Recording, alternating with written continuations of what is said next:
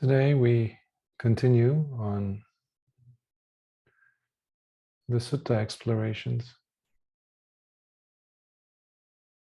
and for our Sutta I chose the one that comes to us from the middle-length Discourses, the Majjhima Nikāya,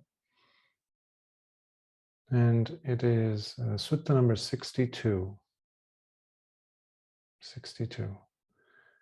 And it is a wonderful Sutta, and especially because we see an interaction taking place between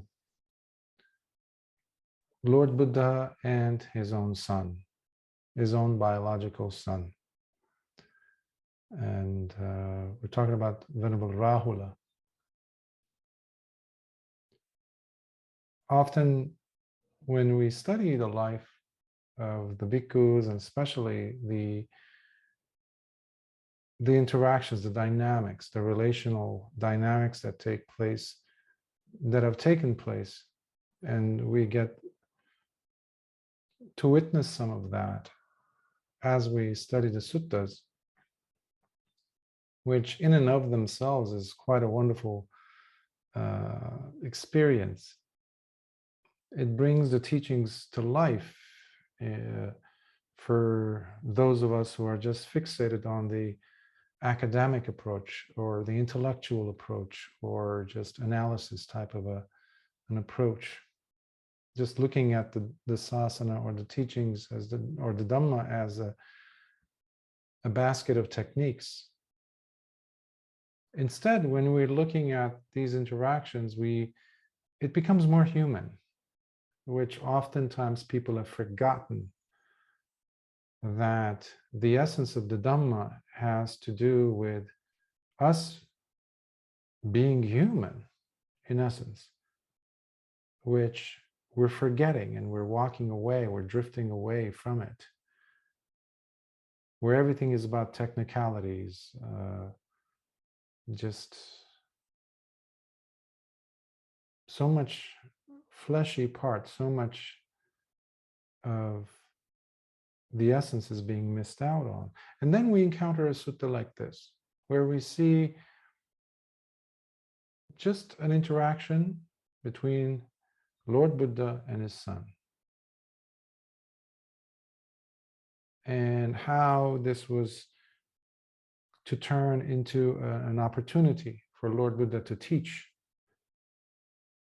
a monk the methods of practice that would allow him to overcome his ignorance. In this case,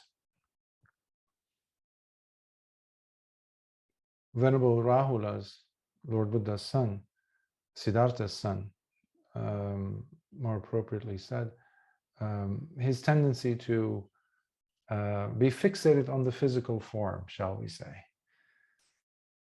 You see, the sutta is called, is named Mahā Rāhulovāda Sutta, and it is the greater discourse on the advice given to the Venerable Rāhula. So some might wonder about the name Rahula, because the name Rahula sometimes it's translated as the fetter or the block, the obstacle, and that comes actually from the Indian astrology and the way that those seers in those ancient times had divided the skies, the bodies of planets, different celestial bodies, into these different characters, given them names. And there's two specifically blocking or negative energies or entities in the cosmology, in Brahmanic astrology, if you will, which, by the way, it's I think it's called Jyotisha or Jyotish.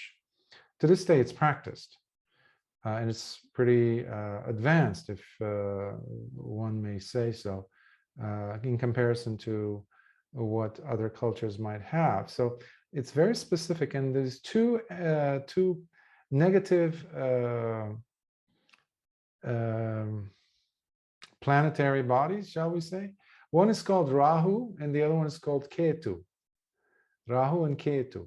So here we have Venerable Rahula getting his name because of himself showing up at a time when Siddhartha Gautama was about to walk away from the crown, from being the king, the next king, following King Suddhodana, his own father. Because he knew that by having a child, that would pretty much seal his fate, in essence. But his adhitthana was so strong, his Venerable Siddhartha Gautama's, his merits were so limitless, especially when it came to his intention in going forth, that the presence of his own son, whom he named Rahu or Rahula, the obstacle that was holding him back, it didn't matter. So that's some background, tidbit of information that might be interesting in your own practice. When you come across your own Rahulas, whether it's your position in your family, in your profession, in your job, in your position in society, whatever the case may be, we have our own Rahulas. And what we do with our own Rahulas, that is up to us. How we play it, as it were. So here you have an instance where, a time where Lord Buddha goes out for his Pindapada, followed by his own son, Venerable Rahula, which the commentaries say that it was a time, near the time where he was about 18 years old. So he's just becoming a man. And there he is, the teacher in front of him, walking a few steps ahead of him. And that does have a tremendous impact when you see the countless bhikkhus that come and surround your father. Kings come and bow down to him. And you have been seeing the wealth of wisdom and understanding that the students of your own father possess, the Arya Savakas. And even though he was not awakened yet, Venerable Rāhula, one could infer the level of the depth of his own father's understanding. And he was also observing his own father constantly, whenever he had the chance. So he didn't find a tiniest little smidgen of dirt on his virtue. His sila was impeccable, Lord Buddha's, and he was observing that. So that moves a person. But every once in a while, suddenly something happens within the person where the individual, in this case, the son, Venerable Rāhula, goes, wait a minute, this is my dad. He's my father. Look at him, how beautiful he is. How noble every step he takes is. Look how wise my father is. And look how beautiful he is. And look at me. Oh, I'm his son. Wow. So he was caught in the middle of all this when this sutta is about to unfold. So let's begin. So this is Majjhima Nikāya number 62, Mahā Rāhulovāda Sutta, Greater Discourse on the Advice to the Venerable Rāhula. I have personally heard this, At one time, the Blessed One was living in the monastery offered by Anathapindika at Jeta's Grove in the city of Savatthi. Then one morning, the Blessed One put on his robes, and by taking his bowl and outer robe, he entered Savatthi for alms. Meanwhile, the Venerable Rāhula, also putting on his robes and taking his bowl and outer robe, followed the Blessed One, walking closely behind. Then the Blessed One looked back and spoke to the Venerable Rāhula. That is what I just shared with you about Venerable Rāhula looking at Lord Buddha a few steps ahead of him. He's carrying his bowl, his father, Lord Buddha, is carrying his, and the gracefulness of each step, the posture. And these are both Kshatriya, they're warrior class. So they were raised, they were bred in a way, in a sense, to be warriors. So they have that stature. And whether a person is a bhikkhu or not, that doesn't just disappear, that doesn't go away. And then there's also this sense of pride. About what? About the look, about the physicality, about where one is, despite the fact that he is in robes, Venerable Rāhula. Because whenever Lord Buddha taught, whenever we see him teaching anything or gesturing anything, there's always a lesson. Something instigated it. Some set of conditions prompted Lord Buddha to say it. In this case, he was just observing the mind of his own son, Rahula. He says, Rahula, whatever kind of material form you may encounter, whether related to the past, to the future, or having to do with the present, whether taking place internally or externally, be it gross or subtle, whether of an inferior or superior nature, be it far or near, all matter should be viewed by you properly, as it truly is, and with wisdom in this manner. This is not mine, this is not me, this is not myself. There's no sense of identification. It's so easy for us to be identified with our possessions.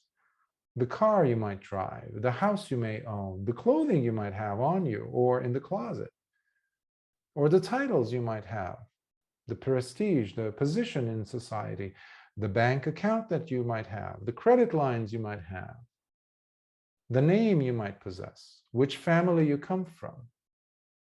All these things, whether gross or subtle, whether near or far, it might be something to do with something that is being experienced here, now, or something that is to come. That big paycheck that you're expecting, or that big promotion, or that big vacation that you've worked so hard to obtain, or retirement, the pension. That's far, but it might be on its way, which you've been working. So whatever it may be. And in this case, Venerable Rahula's fixation on, even we can call it lust, lusting after the body, identifying with the body. The position or the musculature. Often we neglect to consider these factors. And that's why as bhikkhus, we are not supposed to be working out to show off our muscles, to grow musculature. Even if we were warriors, even if we were martial artists, even if we were wrestlers, whatever the case may be. Why? Because it can easily get us fixated on something which we could turn into as this is me, this is mine, this is who I am, this is myself. So Lord Buddha is essentially pulling the rug from under Venerable Rāhula's thinking. And here's, look at the purity that Venerable Rāhula has. And you can see from the question that he asks his father that he was really listening. Is it only material form, O Holy One? Should I view only material form in this manner, O Blessed One? Rahula, you should also view feelings, memories, habitual tendencies, and consciousness in this manner. In essence, the five aggregates. So, Nama Rupa, Vedana, Sanya, Sankhara, and Vijnana. All of these, because chances are, as you're practicing sati, as you're practicing yoniso manasikara, wise, reflective attention on how the life is unfolding, chances are they will be, one will be more predominant than the other. So they're always moving like waves, the five aggregates. So sometimes the feelings will be very, very abundantly clear. They would be loud. Sometimes it would almost be like absolute silence, except for the body being the most pronounced. Or memories could come, sanyas, associations, mental associations, or sankharas. You don't know why. Suddenly you feel this surge of a momentum that you didn't ask for. It just happened because of what your eyes picked up. And then you start seeing, oh, it's a combination of fetters, aggregates in this case, coming in. The eyes picked something, the feeling started, a negative feeling, and then all of a sudden you have this powerful Niagara-like momentum coming at you. But without sati, you will just fall victim to that, and you will start enacting what this momentum is pushing you to do. But when you are listening to what Lord Buddha is saying here, you're observing all these nuances taking place, but it's impossible for you to do so unless you have sati, unless you have yoniso manasikara. It's as simple as that. Then the Venerable Rāhula began considering, why would anyone waste time going on alms round today after being advised in this manner by the Blessed One himself? Here is where he's saying, who has time? Who cares about food? Let me go hungry today. Lord Buddha himself gave me instructions, specific. Let me go and sit somewhere. And the Venerable Rahula stopped and found a quiet place at the root of a tree and sat there while folding his legs together and keeping his body upright, with mindful awareness established in front of him. Some time later, the Venerable Sariputta, when passing by, saw the Venerable Rahula sitting there, having folded his legs together and keeping his body upright, with mindful awareness established in front of him.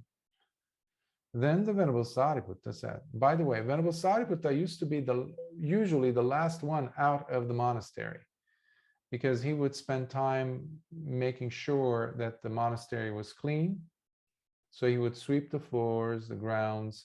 Also, but especially, he was known to go around and see if there were any bhikkhus who were sick or needed attention, or were having some issues, physical, some of them were old, some of them were young and sick. So he was known to go and take care of them. And then he would go on his alms round. So you can imagine all the bhikkhus had left the monastery, and now finally Venerable Sariputta is going on alms round into the city of Savatthi, and there he sees Venerable Rāhula sitting, and he doesn't miss a beat, as they say, and he says, Rahula, develop the awareness of the in and out breathing, because when mindfulness on the in and out breathing is continuously developed and cultivated intently, it brings with it many benefits and great results. Later, when it was evening, so basically Venerable Rāhula took the instruction from Venerable Sariputta as well. He didn't say, Bhante, with all due respect, Dad gave me enough instructions. Lord Buddha, the king of the Dhamma, who are you to teach me? I just received some first-hand instruction. He didn't say that. because Venerable Sariputta was also the one who ordained him. Some of you might already know this, but when Lord Buddha returned sometime later for the first time to Kapilavatthu, to his old kingdom, and he met his father, and his father became a Sotapanna, and so as he was coming into the palace,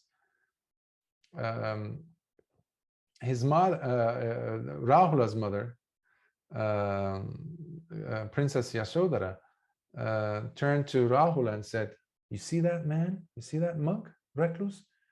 That's your dad. That was supposed to be King Siddhartha.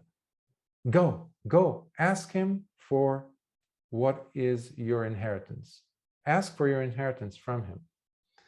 So Rahula, being a little child, runs towards Lord Buddha, and he pulls on his robe and says, "Recluse, mother says that you're my father.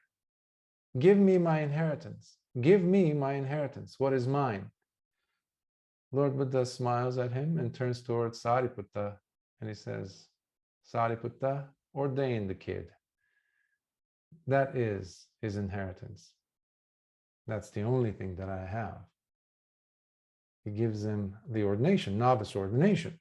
So who was his upajjhaya? He was the preceptor. He was Venerable Sariputta. So Venerable Sariputta was, in a sense, taking care of him like a mother, like a father, like the teacher that he was, like a nurse. So he had tremendous respect for Venerable Sariputta. So he sits there, continues sitting there until it is evening. And the Venerable Rāhula got up from his seclusion and went straight to the Blessed One. And after paying his respects, he sat to one side and said, "Bhante, how is the mindfulness on the in and out breathing developed, so that when continuously and intently cultivated, it would bring the meditator many benefits and great results?" So here you can tell from his question that his focus had become the in and out breathing because of what Venerable Sariputta had told him. So he took that instruction and he was working with it, but there's some questions here. And that's why doing interviews with students is absolute must for a teacher. Otherwise, the teacher will not know where you are at. And the mind has a tendency of making things up in the mind of the student. So where you can conjure up or construct these castles in the sky, so to speak, of experiences while being so far away from such a thing. So, and you might be stuck, basically. So the teacher's job is to help you, but the student has to ask. The teacher cannot go and knock on every single student's door and says, "Hey, where are you at?" He's not going to be, doing that. That's not his job or her job. So this is where Lord Buddha responds.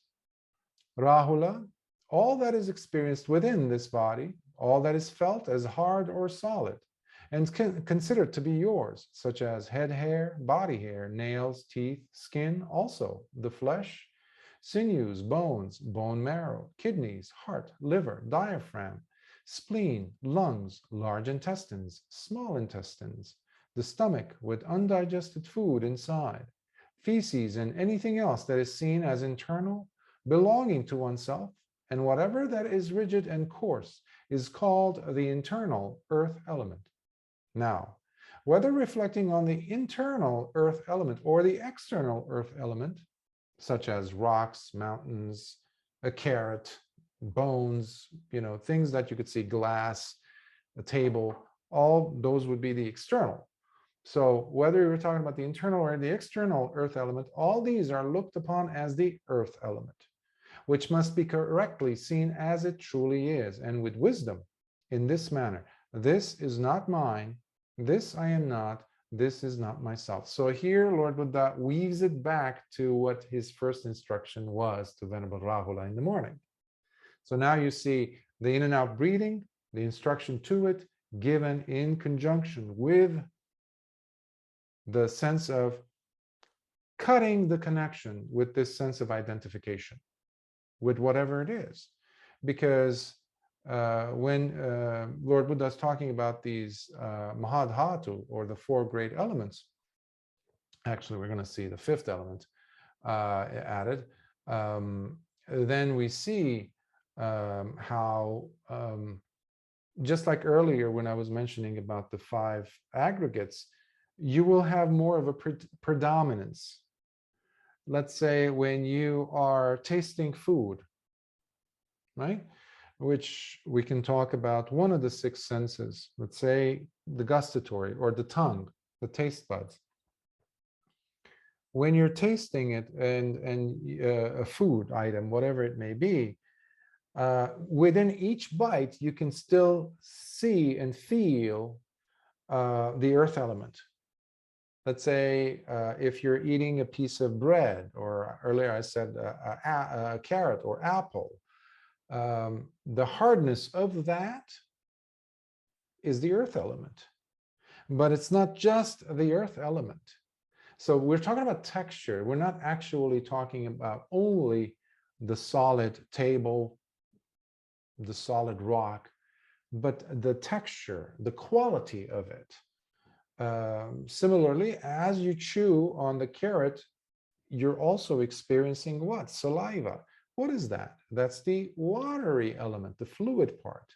And as it stays in your mouth long enough, it becomes warm, because you're adding Agni, or fire, to it. That's the fire element, etc. And the mouth, the space within the body, or as the food descends into your digestive system, into your lung, into your stomach, etc. Those internal open spaces, that's the space element. And then the gases that are released would be the vata, or vayu, or the wind element, or air element. So as you're doing this, suddenly something happens in your comprehension of the body. You see it becoming disintegrated in front of your eyes, so to speak, in front of your sati eyes.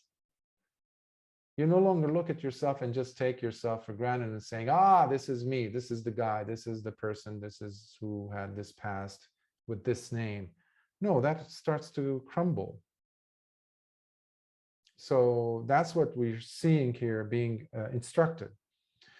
Therefore, seeing it as it truly is, the mind becomes disenchanted with the earth element, whereby the earth element loses its grip upon the heart. Heart I use here in this translation, because in Pali it's chitta. Chitta is used as heart, as mind sometimes, but it's clearly distinguished from mana, or manas, I'm sorry, which has the more of the intellectual left brain activity. So it is through the chitta that one experiences nibbana, the insights, okay, not by adding and gathering more information. That's why the losing of the grip of one's attachment to the earth element comes apart, and the chitta, as it were, the brilliance of it is felt by the person. That's why we call it vipassana. It's penetrative insight. Sight. There's no sight when there's darkness. That's what's happening here, because the person is relinquishing one's own attachments to the elements. So the same mechanism we're going to see with the other elements here. So, and what Rahula is the water element. There is the internal water element and the external water element. Now, Rahula, what is the internal water element? So he's not even spending time on the external, if you notice, because it's so obvious, everyone can see these elements. But he wants to bring the attention into the body. That's why Lord Buddha is emphasizing the internal.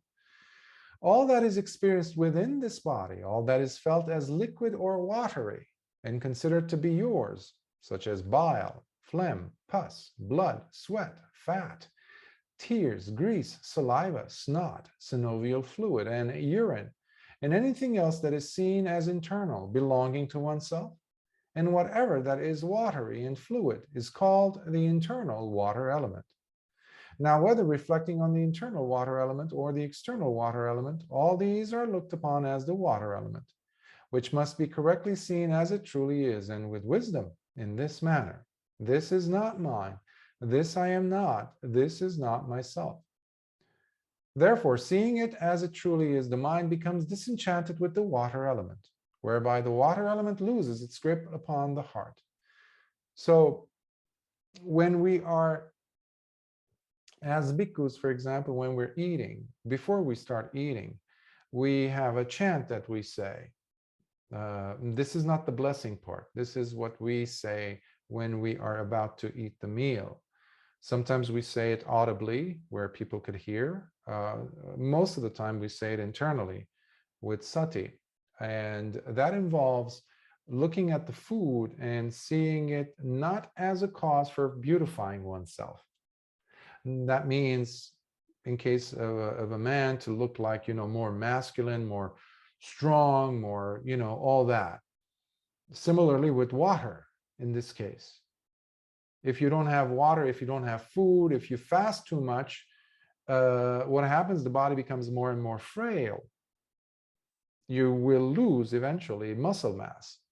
All these things will make you look less strong. Okay?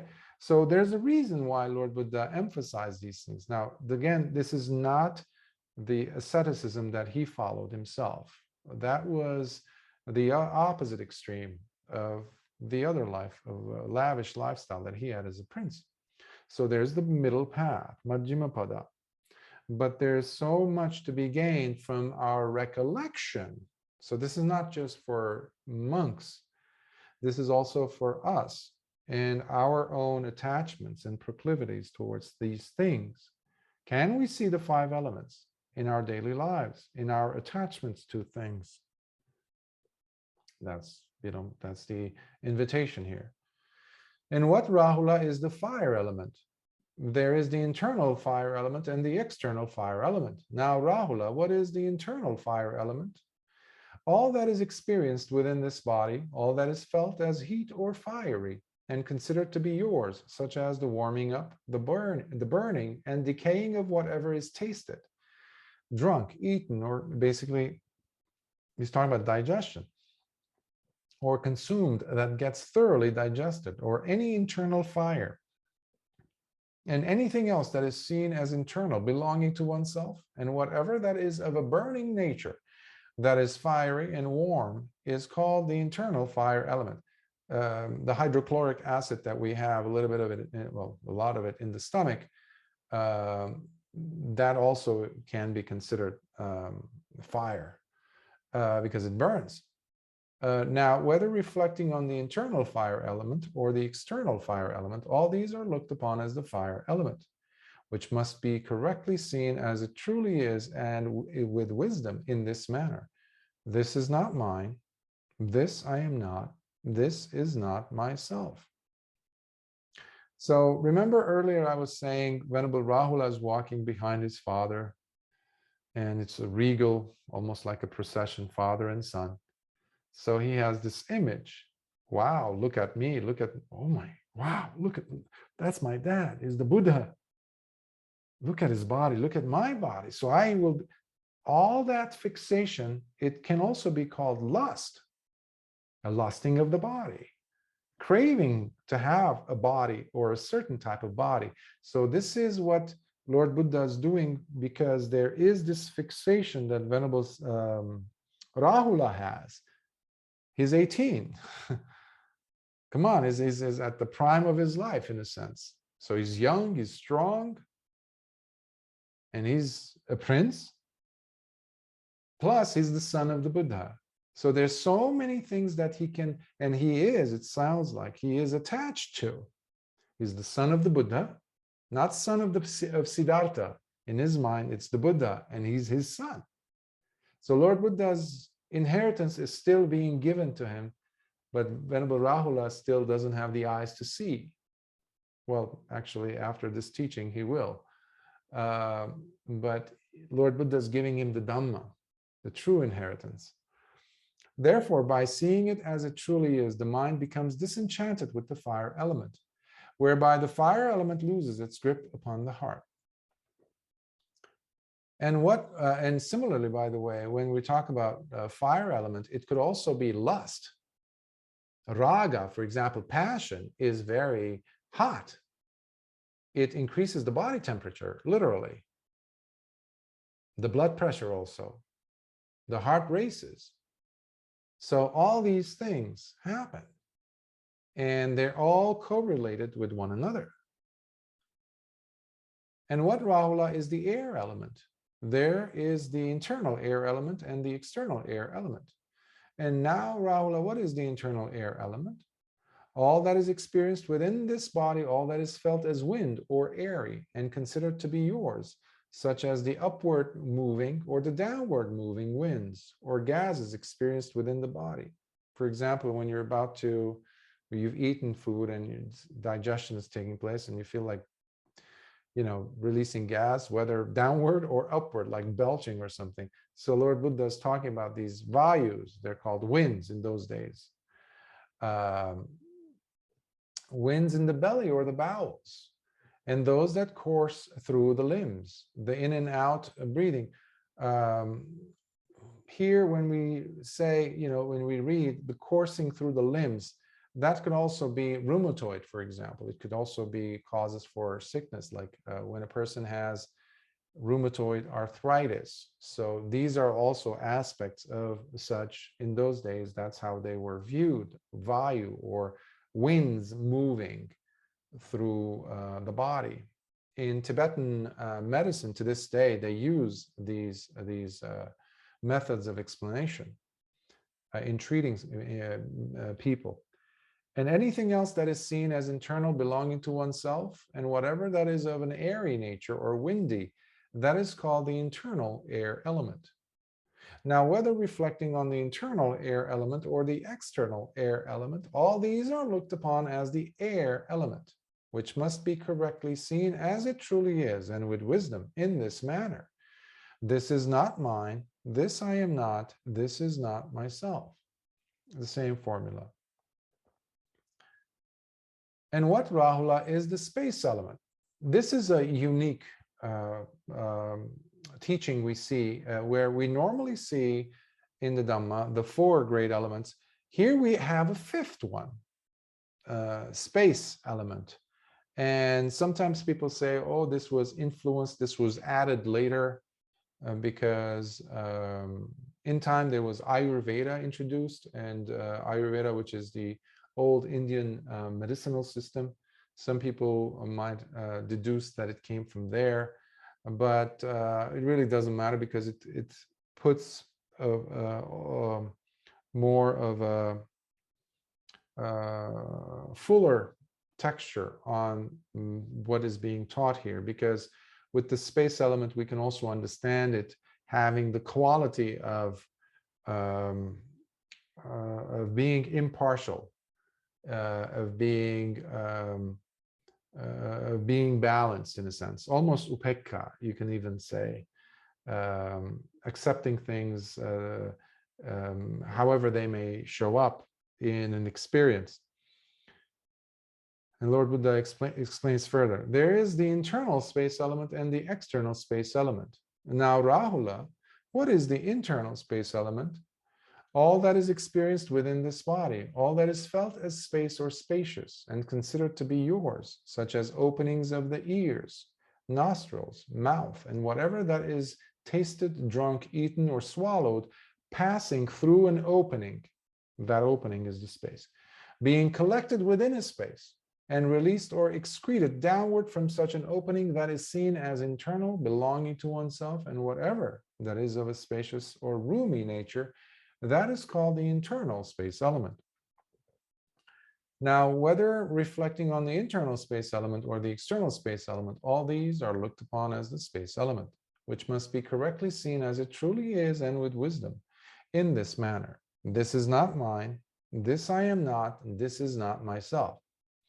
Therefore, seeing it as it truly is, the mind becomes disenchanted with the space element, whereby the space element loses its grip upon the heart. So yeah, so it's adding of, basically it included everything, if you noticed, even including those spaces, inside of the intestines, empty intestines. Earlier I was talking about fasting. So the emptiness of those areas, the hollowness, all these things, you know, the nostrils and the ears, etc. Thus, Rahula, you must cultivate a mind that is similar to earth. Now, this is where it gets really interesting, because Lord Buddha is taking these otherwise inanimate, if you will, aspects of experiencing life, experiencing existence, and putting them into more of an experiential, applied teaching format. Here we're going to see how to deal with experience while using the references that Lord Buddha made to the elements. Let's check this out. Now, when you cultivate a mind that is similar to earth, then any contacts you experienced, be they pleasurable or painful in nature, will simply no longer invade your mind, nor take hold of the heart. And this is the analogy, the image, the metaphor, the simile that Lord Buddha uses, which completes the whole picture. Remember, Rahula, much like when people toss things that are both clean and dirty into the earth, the pure and the impure, throwing things like feces, urine, saliva, pus, or blood into it, the earth does not become appalled, humiliated, nor disgusted by them. Dead bodies tossed into the earth. The earth never says, excuse me, could you guys stop doing this?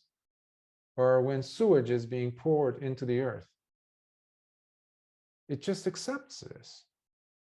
And in other suttas, we have Lord Buddha bringing the example of Venerable Sariputta, highlighting his character.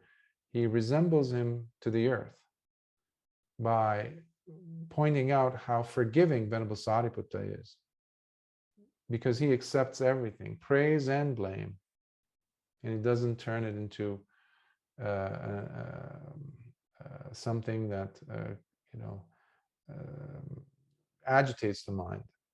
So, Rahula, you must cultivate a mind that is similar to earth. For when you do cultivate a mind that is similar to earth, then any contacts experienced, be they pleasurable or painful in nature, will simply no longer invade your mind, nor take hold of the heart.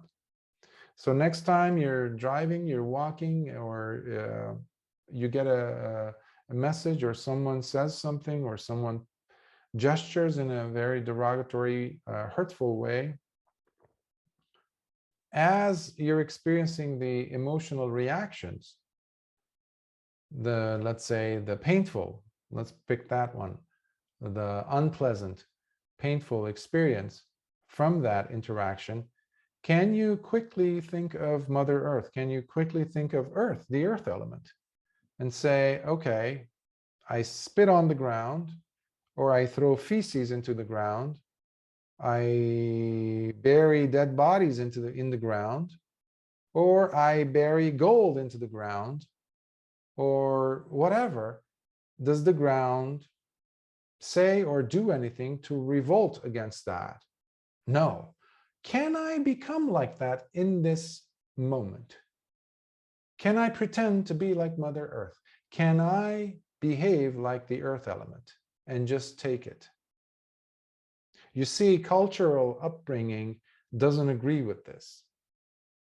We've been trained in schools and society to stand up and to do this and to do that, to have a position against something. And here we're seeing Lord Buddha's advising the opposite. So this is something that each of us has to work with, understand, and really do our homework in, well, obviously experimenting with this, but pushing the envelope of as to what is acceptable by us. Otherwise, the Dhamma can turn into something that is being forced into us, which many people have done, and that creates resentment, even against something as beautiful as the Dhamma. So We need to be cognizant of what we are working, what paradigms are we working with or against, to shake those narratives that the internal narratives we have, because some of them might not agree with this. But here is where the teaching lies. This is where we have healing taking place. So we need to gently work our way through these, not force this on us. That's why we need to go over these suttas again and again and apply the teaching in that sense, in an applied manner, in experientially. Also, Rahula, you must cultivate a mind that is similar to water. Now, when you cultivate a mind that is similar to water, then any context experience, be they pleasurable or painful in nature, will simply no longer invade your mind nor take hold of the heart.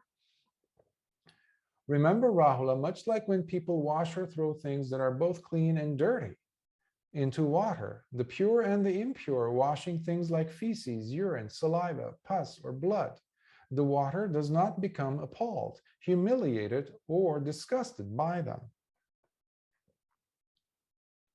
So, Rahula, you must cultivate a mind that is similar to water. For when you do cultivate a mind that is similar to water, then any context, experience, etc., will not take hold of the heart. Similar to the earth element, the ocean, the water, the seas, the lakes, the rivers will take whatever we throw into them. And can we do the same thing with our experiences that we have, our feelings, our thoughts? Earlier, I was mentioning a bit about sankharas. What if you're suddenly invaded by negative memories or worries, which is a bundle of papanchas prompted by sankharas? Instead of being a victim, a captive victim of all of these, can you momentarily pull yourself out, observe it as a third person, as someone looking at the whole thing happen, as an outsider? Can you do that? And then when you check into the body and all of a sudden the body feels the pain again of being hurt, let's say someone hurt you with some words or actions. At that moment, as you're pulling in and out, this is, by the way, practicing yoniso manasikara, because you cannot just disengage yourself from a sense of identification just like that. We have countless eons of rebirths behind us and tendencies, sankharas, momentum that has been at play and movement in the wrong direction. Those are not going to suddenly stop without the necessary work from our part. Meaning, can I disengage momentarily with sati myself from this experience and look at myself experiencing this and just bringing the image of the earth, bringing the image of the ocean, taking whatever is thrown into it without rebelling against anything, without having a reaction. So the more we do this in and out, the more it becomes that hot emotion becomes more lukewarm, becomes more tolerable. And then we start seeing with insight what is really taking place. Because ultimately we see that it's just, the bottom line is consciousness. And when you take a sneak peek under the paper-thin, tissue-like layer of consciousness underneath it, you will just see that, oh my, we're dealing with the six senses and objects, nothing else. The eye saw this person. What? This thing, which has shape, color, a form. That's it. That is the bottomless point, the most, the most rudimentary aspects of experience before consciousness was added on. Oh, okay, already, but you've been doing a lot of work by disengaging, going back and forth, out, in, out, in. Every time your tendencies pull you in, and this is my pain, my hurt, You've hurt me, you've humiliated me, feeling, and then you disengage with sati, pull back and look at the experience, bring the image of ocean, water, earth, taking in whatever, it becomes cooler, cooler. And now you have a mind that is a lot more tranquil to see things as they are. Yata bhutang pajanati. Remember? So you see things. That's where insight happens. That's what insight is doing to the mind. Awakening doesn't happen. Sotapatti doesn't happen because, whatever, you hit some buttons, magical buttons, and now you're a different person. No, it is the result of all these things that the mind is going through. You're training the mind. You're training your feelings, your emotions. How you relate to the emotions, that is. Also, Rahula, you must cultivate a mind that is similar to fire. Now, when you cultivate a mind that is similar to fire, when any context experience, be they pleasurable or painful in nature, will simply no longer invade your mind, nor take hold of the heart. Remember, Rahula, much like when people burn things that are both clean and dirty into the fire, they just burn it, they just toss it. The pure and the impure, burning things like feces, urine, saliva, pus, or blood. The fire does not become appalled, humiliated, nor disgusted by them. So, Rahula, you must cultivate a mind that is similar to fire. For when you cultivate a mind that is similar to fire, these experiences and contacts, whether pleasurable or painful, Lord Buddha says, will not take hold of the heart, nor invade the mind. Also, Rahula, you must cultivate a mind that is similar to air, or the wind, vayu. Now, when you cultivate a mind that is similar to air, then any context experienced, be they pleasurable or painful in nature, will simply no longer invade your mind, nor take hold of the heart. Remember, Rahula, much like when the wind blows on things that are both clean and dirty, the pure and the impure, blowing on things like feces, urine, saliva, pus, or blood, the air does not become appalled, humiliated, or disgusted by them. There was a story from Taoism, I think it was Chuang Tzu who was saying, it's from him, I think, where he's teaching some students and he says, imagine yourself rowing a boat and suddenly in the middle of the lake, suddenly there's this jolt and another boat has slammed into you. You turn over and you look inside and there is another person rowing.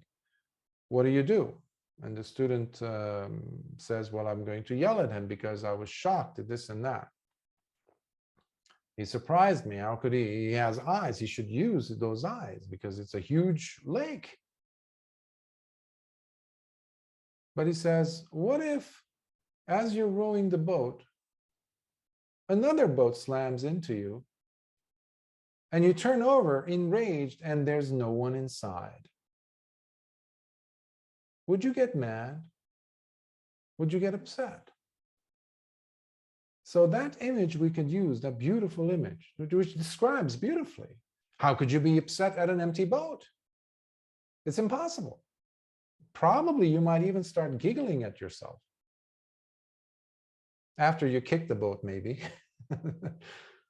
But it's just ridiculous. So here we could use that image as well for vayu, or the wind part. It's empty. So imagine next time someone yells at you or curses at you or something, or you're enraged, imagine instead of your brain, there's an empty, hollow tube. There's just the wind blowing through it. Could you? Could we? So these are games we can play with the mind to understand as to how much we can push the envelope and really expand our understanding and experience of the Dhamma in a practical way. So, Rahula, you must cultivate a mind that is similar to air. Also, Rahula, you must cultivate a mind that is similar to space. Now, when you cultivate a mind that is similar to space, then any contacts experienced, be they pleasure or painful in nature, will simply no longer invade your mind nor take hold of the heart. For Rahula, much like space that is not established or anchored anywhere, In the same manner, you must cultivate a mind that is similar to space. Space is everywhere. If you want to challenge someone or yourself, when you're taking things seriously, and you're bound to experience things and take them seriously every once in a while, so long as you're not an arahant, just look at the fact that you are on a very fast-moving object in the emptiness of space, in the vastness of dark matter. Let's not even use emptiness, but just space. And there's no strings that are holding the earth up, because there's no up, there's no down. It's just very fast moving, spinning on itself and moving around bigger objects like the sun. Where do your worries fall into all of this? Because if gravity loses its control and it's no longer there, all of us are going to be floating away from the earth immediately. So where do our worries fall into all of this? Factual, physics-based realities. For when you do cultivate a mind that is similar to space, then any contacts experienced, be they pleasurable or painful in nature, will simply no longer invade your mind, nor take hold of the heart. Also, Rahula, cultivate a heart that radiates loving kindness. So now we are talking about metta. For when you do cultivate and develop a heart that radiates loving kindness, then any ill will arising in the mind will fade away. As we're practicing any of the other principles, sometimes we can become rigid. For that reason, Lord Buddha always emphasized the technique that he called the Brahma Viharas, and specifically starting with metta. Now remember, metta can take the form of metta towards yourself in the form of forgiveness. I highly recommend applying both together, not separate, because they're not separate exercises or techniques. So loving kindness, because it is the very first touch, if you will. Can you, when you're angry, can you take a momentary pause, momentary metta pause towards yourself when you're upset? Let's say someone hit you, someone said something harsh to you. Before you do the reactionary thing, before you yell back, before you say something, before you even internally attack them or prepare an attack, before any of these things, can you squeeze into that space, edgewise even, a little bit of metta towards yourself, because you've basically been hurt? Can you do that? That's enough for you to take a small breather. That's also a momentary disidentification from that experience. Sometimes that might be so strong that the ill will that was about to start to overflood your brain and your body, that might stop it in its tracks immediately. So similarly, he says, also Rahula, cultivate a heart that radiates compassion. For when you do cultivate and develop a heart that radiates compassion, then any thoughts of cruelty arising in the mind will fade away. Sometimes the mind will start doing papanchas without you realizing, because you have a justifying factor. Hey, this person hurt me. Well, where's the Dhamma at that point? Yeah, I'll come to the Dhamma after my anger is dissipated. Then I'll do metta. No, that's the moment where we're supposed to be practicing metta, because metta, or in this case, karuna, these are antidotes that Lord Buddha says. To what? To ill will, to vyapada, to cruelty, to wanting to harm. Wanting to harm or abstaining from it is not just the first precept we take. The precepts come alive in the middle of a live action movie, which is actually your life. In those instances, that's when these things become true. The Dhamma becomes alive there, not intellectually. That's why I'm very critical of teachers or students of teachers who just think of the Dhamma as just a series of definitions, terminologies, and explanations or formulaic structures. Lifeless. That's not Dhamma at all. You could have gone and learned how to layer bricks, become an accountant. You might have actually done a much better job with living your life than adding nonsense, calling it Dhamma. Unlived Dhamma, which is rubbish, which is toxic, absolutely useless. Absolutely useless. But if you're able to see an interaction you're going through at that moment, and just to bring a little bit of droplets of karuna in there, just to give yourself a breather and just to say, oh, this is too much. Before you give karuna to someone else, giving it to yourself. That's what brings the Dhamma to life for you. And there's nobody else the Dhamma that the Dhamma is for other than you. It's not for somebody else.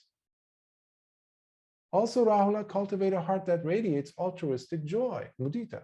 For when you do cultivate and develop a heart that radiates altruistic joy, then any discontent arising in the mind will fade away.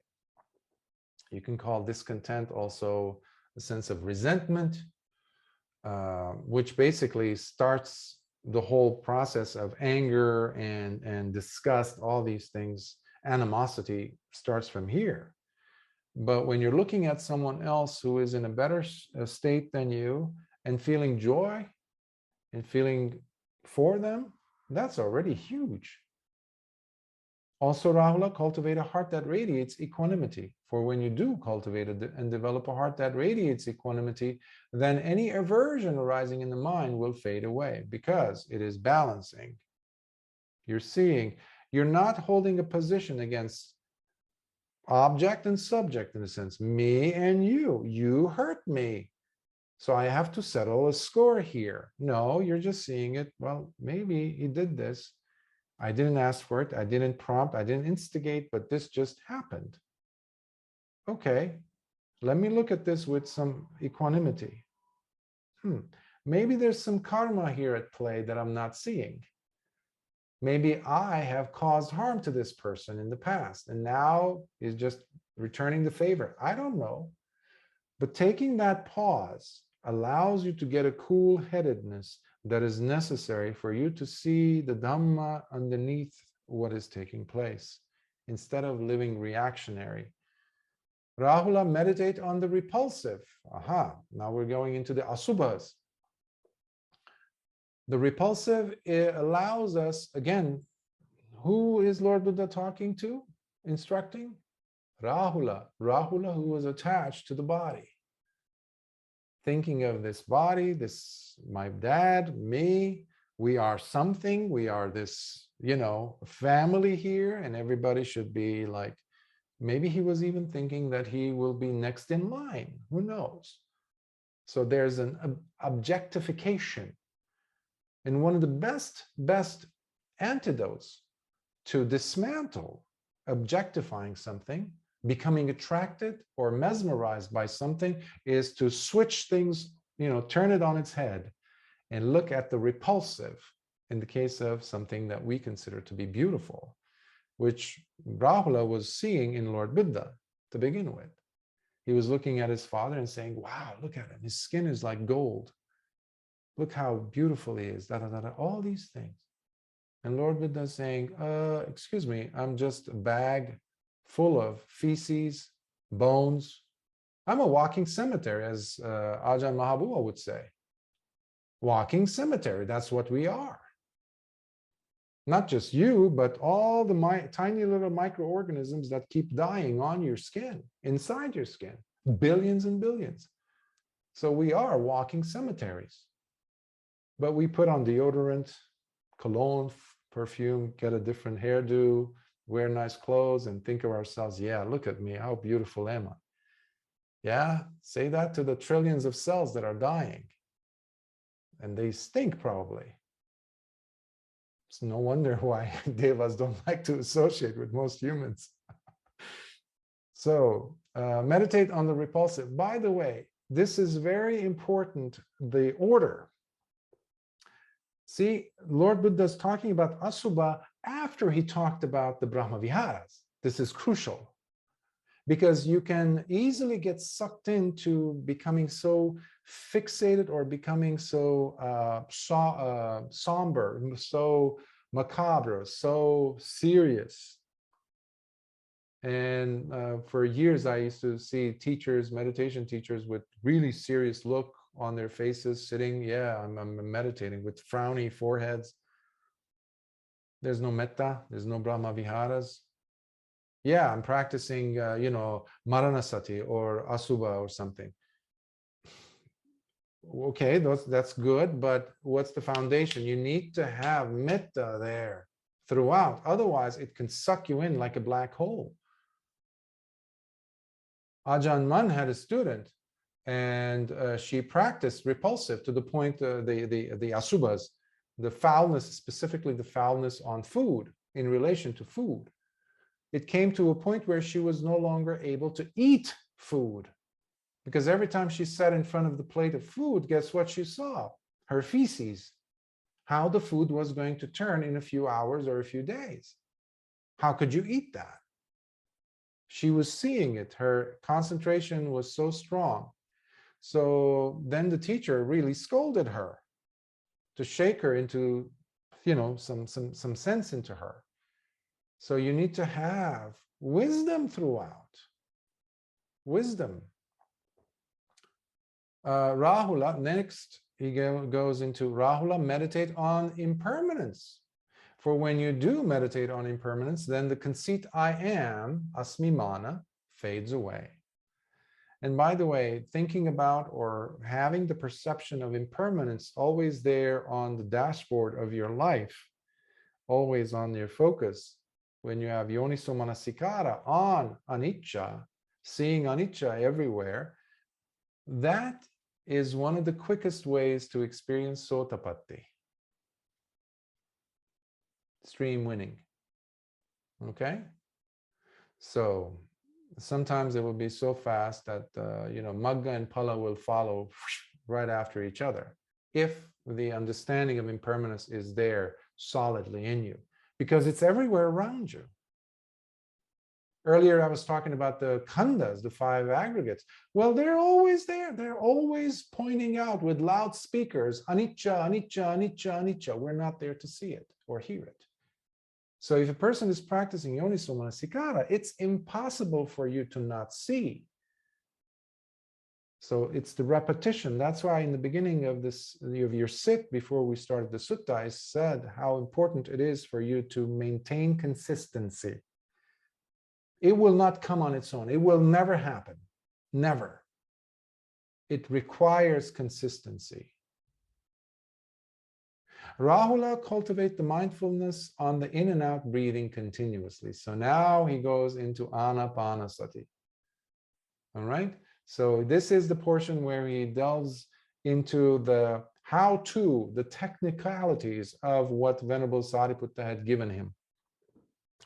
And I've given actually an entire talk on anapanasati in the past. So there's a long video where I talk about all those 16 aspects of it, which we'll go over, but I'm not going to do much commentary on that now.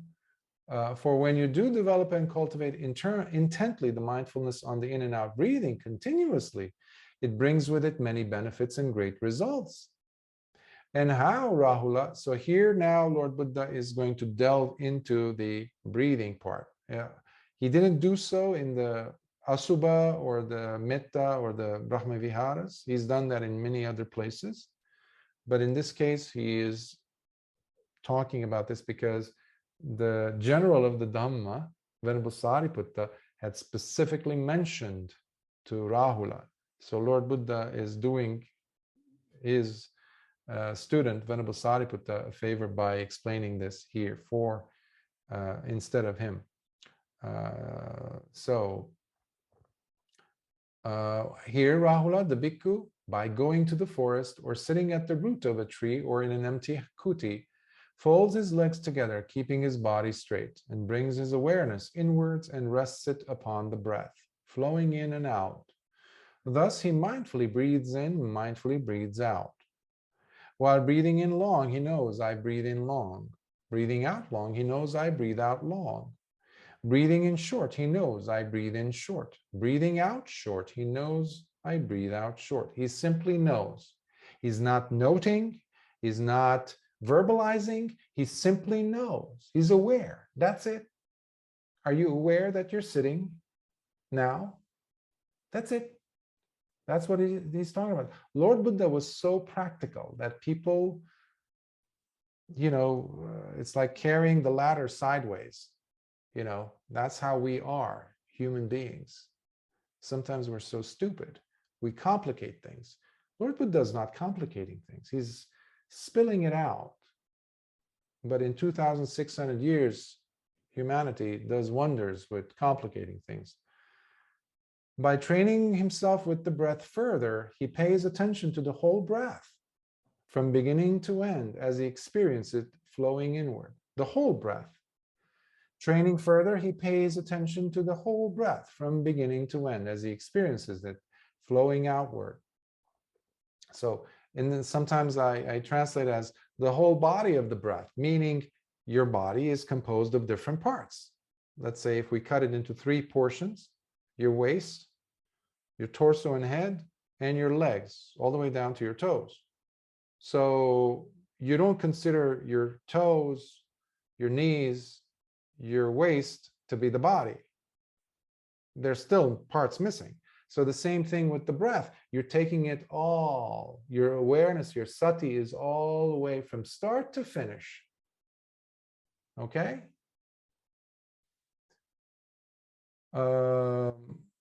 Further, while breathing in, he settles down the breath's movement within the physical body. While breathing out too, he settles down the breath's movement within the physical body. So now he is slowly comforting the body as he's breathing in, scanning the breath as it goes in carefully. So he's not lost in his thinking. So this is one of the ways that you can even slow down the heart rate. Calm down, but so long as you're not projecting your attention outward, meaning you're still looking at that very seductive thing, whatever it might be, anger causing or repulsion causing or something out there. Instead, you're just observing the breath. And it slows down. Training himself further, while breathing in, he is sensitive to experiencing joy. And while breathing out too, he remains sensitive to experiencing joy. So this is when we're going into the jhanas. And when you have the jhanas happen, in this case, experiencing joy, what you have immediately after, there's this sense of gladness and tranquility that happens, which distinguishes this kind of joy from other kinds of mundane, superficial joy that one experiences in life. Training himself further, while breathing in, he is sensitive to experiencing gladness. And while breathing out too, he remains sensitive to experiencing gladness. Training himself further, while breathing in, he becomes sensitive to his thoughts and feelings. And while breathing out too, he becomes sensitive to his thoughts and feelings. So in case you were wondering, now we're going, we went through the 3 sankharas in a sense. Okay, so now we're going into the perceptions, the thoughts and feelings, vedana. So you're becoming sensitive. Training himself further, while breathing in, he quiets down his thoughts and feelings, bringing them to complete stillness. And while breathing out too, he continues quieting down his thoughts and feelings, bringing them to complete stillness. So as a person practices this, in this Dhamma and discipline, the person can also go into the 9th jhana. Okay? Sanya Vedayita Nirodha Samapatti, which I've talked about in the past quite a bit. But Lord Buddha is not making that the full stop. Training himself further while breathing in, he is sensitive to experiencing the mind. And while breathing out too, he remains sensitive to experiencing the mind. Chitta, in this case. Training himself further, while breathing in, he gladdens the mind. And while breathing out too, he continues gladdening the mind. So what is happening is the mind is becoming more and more and more settled while using the breath. So even though I teach metta, that doesn't mean that the breath we should, that is something that doesn't work. No. We just, we've talked about this extensively, how important each of these techniques are. However, they are just a technique. Webu Sayadaw would insist that you don't need to know so many techniques. Know one, just one. Go for it.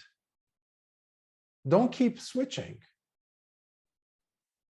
I've lost over 7 to 12 years jumping between techniques, wasted a lifetime in a sense.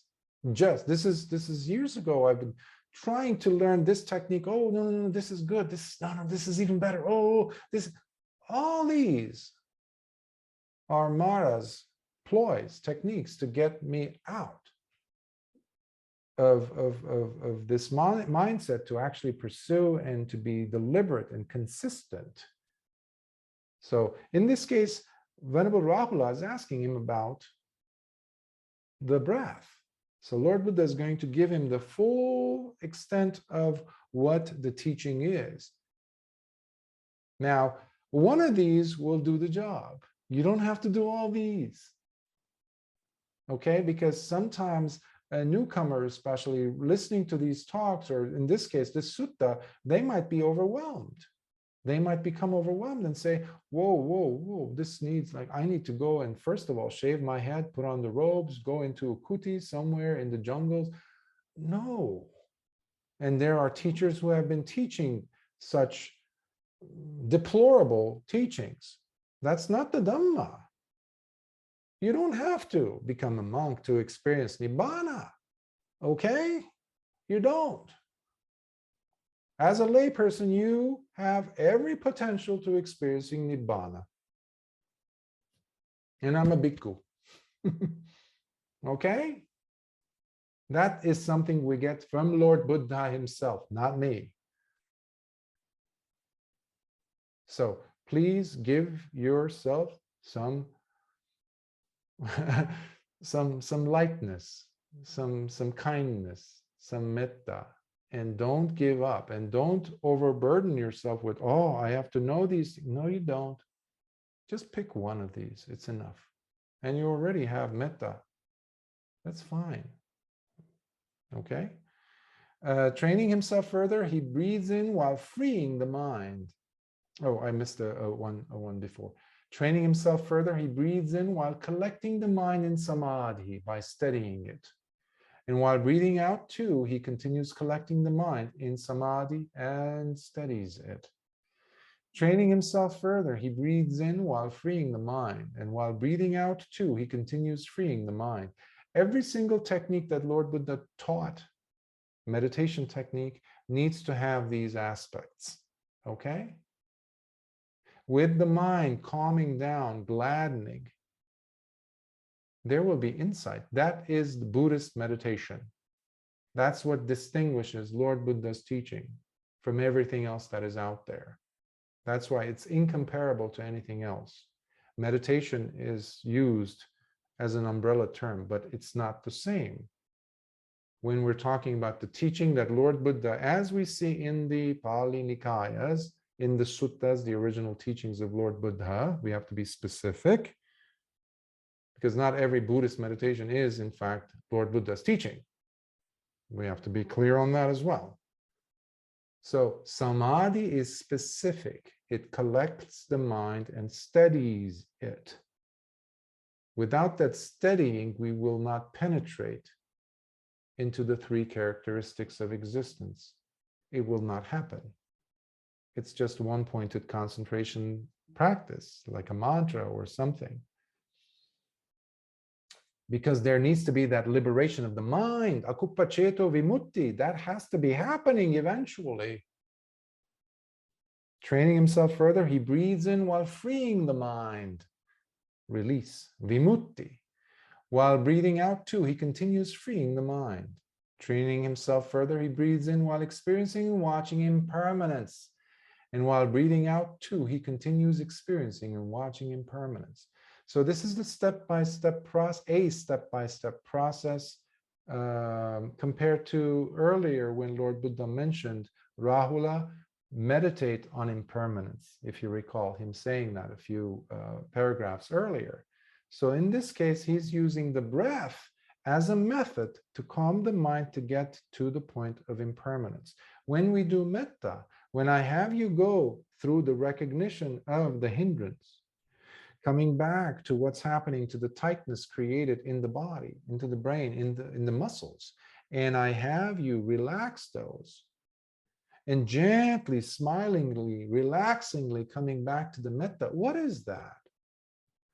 The mind is able soon enough to observe impermanence, because you're not able to maintain that, because it's always going to change. The jhana will come and go. The insights will come and go. Yoniso manasikara that you're practicing will allow you to observe and see, oh, look at this. I have no control over this, which is also what? Anatta. So all of these, you see, it doesn't matter with the technique per se. Even metta will, if you're allowing metta to unfold into karuna, mudita, and especially upekkha, upekkha will allow you to see these things. But your entry point for most human beings today, I would say, in the most healthiest ways that I know, with evidence, is through the Brahma Viharas. And it's the quickest that I know. That's why I keep teaching it. Training himself further, he breathes in while experiencing and seeing detachment. And while breathing out too, he continues experiencing and seeing detachment. So you're breaking free because there is this disenchantment. Training himself further, he breathes in while experiencing cessation, nirodha. And while breathing out too, he continues experiencing cessation.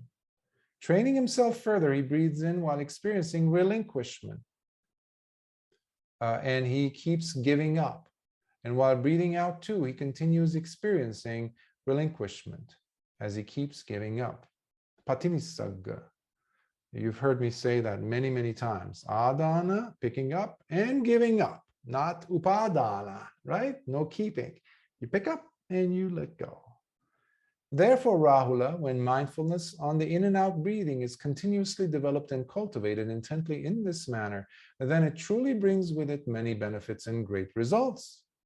In fact, Rahula, when mindfulness on the in and out breathing is continuously developed and cultivated intently in this manner, at the moment of your death, even the very last in or out breath will take place with your full awareness and knowledge of it, not without it. Imagine that. Every single breath you take, every single breath you release, will not do so without your full awareness. That means the person has Mahā Sati, great sati. And that also means they also have Mahā Panya, the great wisdom. That's when your hand is always with sati. In fact, sati is like that faithful parrot sitting on your shoulder. That's your companion. Always, always, always. You close your eyes with sati, you open them with sati when you go to sleep and wake up. This is what the Blessed One said, and the Venerable Rāhula was delighted and joyful in listening to the Blessed One's words. Sadhu, sadhu, sadhu. So I hope you enjoyed the sutta also. It's a wonderful sutta, and there's other suttas where Lord Buddha talks and gives other advice, pieces of advice to Venerable Rāhula. But this is a big one, which I wanted to translate and touch upon it, and hopefully it inspires you to practice with more zeal, interest, joy. So I will stop here and see if there are any questions and pertaining to the Dhamma, questions about the practice.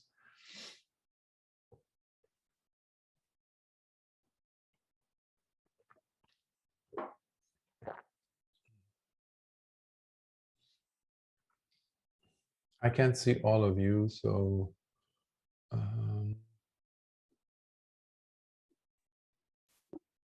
Bhante, thank you for your talk. yes, Greg.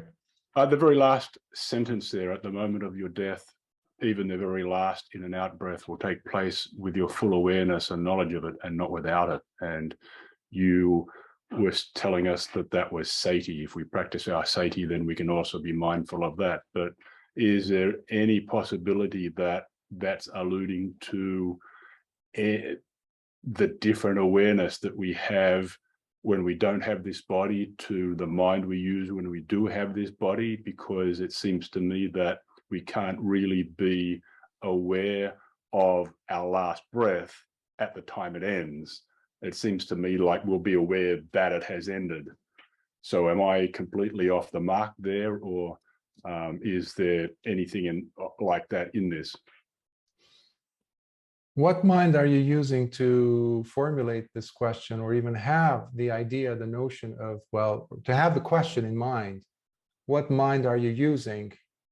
With what level of sati is crucial for us to, take a gander at and just look at? Because this, for what I'm trying to use words to try to put what I'm trying to say in a little bit more coherent or tangible way, is this: we use whatever is familiar to us. And that's why I was saying earlier how we need to gently expand the borderline of our awareness, our sati, our understanding of the Dhamma, experience of the 4 or 5 elements. Similarly with sati, because if the person has, this is to my understanding, in an attempt to answer your question, to my understanding, where when the person's sati is so sharp, so present, so ever present, it becomes, it's so difficult for the papanchas to take place. It's so difficult for the sankharas to take, to steal the show again. It's so, in essence, what Lord Buddha is saying, describing, is at that point, Rahula, you're going to be an arahant. So there is no becoming into another body. There is no, going through these different states, because it's so present. For some people, when they have done sati and yoniso manasikara quite a bit, and this happens on retreats usually, but with the momentum being kept consistent, sometimes some students will become shocked and even startled, and they will drop the sati. They're basically afraid. This is too much. Am I doing this? And you have to calm them down, because this is exactly what needs to be happening, because the tranquility of mind is not there. The sati is strong, but panya has to be there. So they will work together, but it needs consistency. Now, can it be done? Absolutely. I don't know of anyone who is able to maintain 24/7 sati, where every single breath. I had one, I read something years ago, someone who was saying that if you are able to maintain awareness of your breath in and out for one 24-hour period, you will become an arahant without any gaps.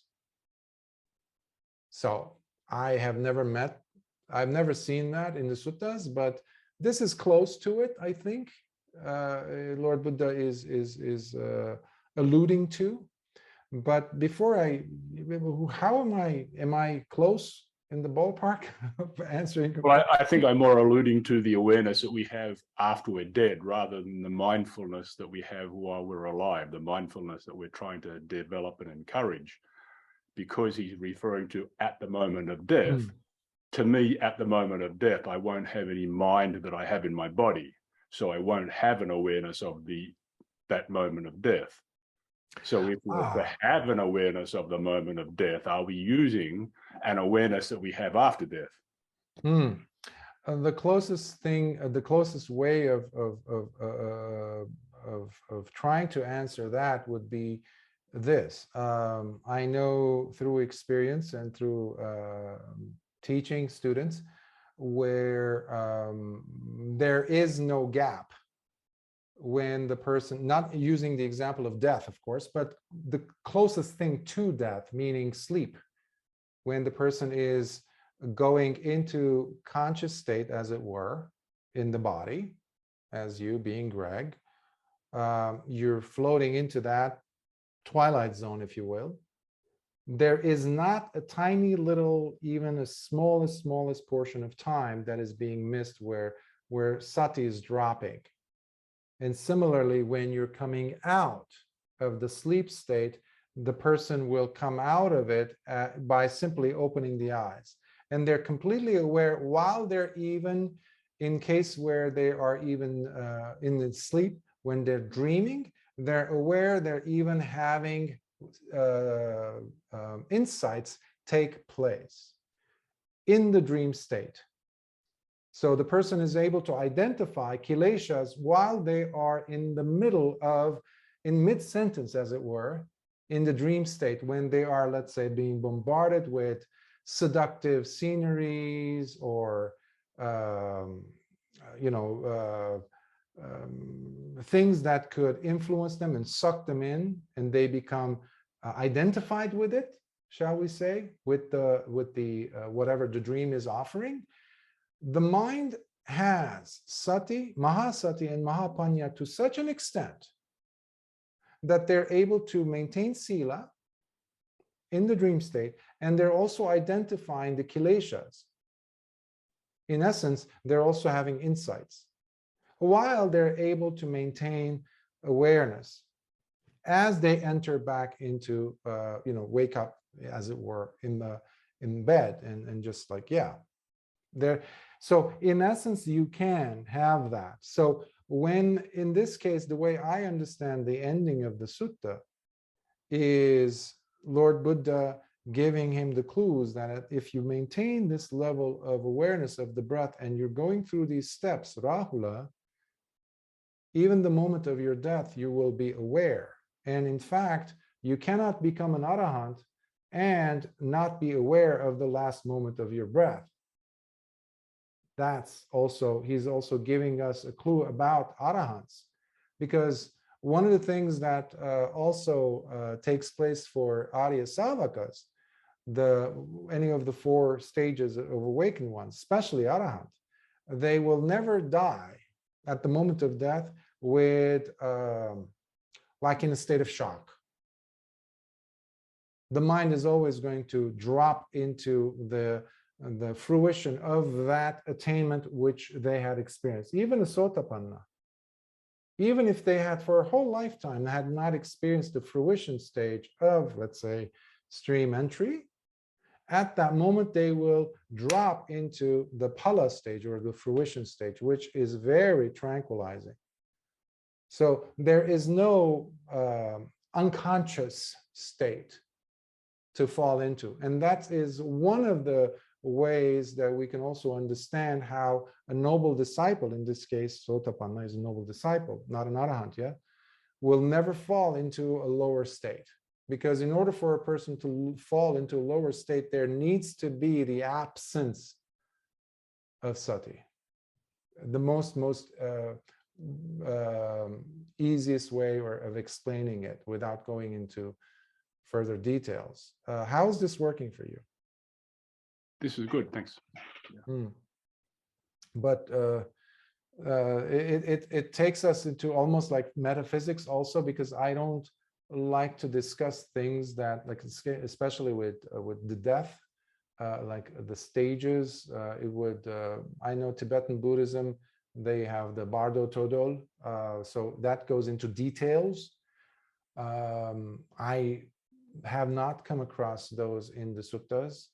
So I've studied it extensively years ago when I was in the Vajrayana, but one has to speak from their own experience, and that's why I will only speak about things that I know for sure that are the outcome or the fruits of this practice if we maintain the course. So yeah. Any other thoughts, comments, questions? I think I saw a hand or something somewhere.